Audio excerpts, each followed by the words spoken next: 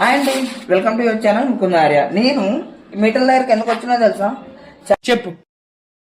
ఏదో ఏదో ఒకటి చెప్పు. చాలా మందికి డౌట్ వచ్చింది, అలాగే నా కస్టమర్లు కూడా డౌట్ వచ్చింది. ఏంటంటే మీటర్లో రెగ్యులర్ గా మనకి 450 నుంచి 350 వరకు వస్తుంది కదా.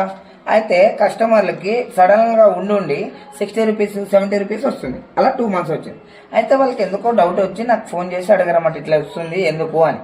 నేను చెప్పాను, కరెంట్ మీటర్లో ఏదైనా లోపం ఉండడం వల్లనే వస్తుంది, లేదా ఇంట్లో ప్రాబ్లం వల్లనే వస్తుంది అంటే నేను వాళ్ళ ఇంటికి వెళ్ళడం జరిగితే అక్కడ ఇంట్లో ఎటువంటి ప్రాబ్లం లేదు, మీటర్లోనే ప్రాబ్లం ఉంది.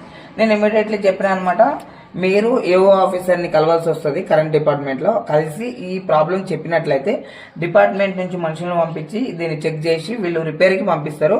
అప్పుడు కనుక మీకు ఎటువంటి ప్రాబ్లం ఉండదు. అలా చేయకుండా మీకు మినిమం బిల్ వస్తుందని హ్యాపీగా ఫీల్ అయ్యి ఎవరికి ఇన్ఫర్మేషన్ ఇవ్వకపోతే 4 మంత్స్ తర్వాత మీకు పెనాల్టీ చేస్తారంట. అంటే ఆటోమేటిక్గా యాడ్ అయిపోతుంది అమౌంట్. ఎట్లా 3000, 4000, 5000 ఇట్లా 10,000 నుంచి 50,000 వరకు యాడ్ అవ్వచ్చు.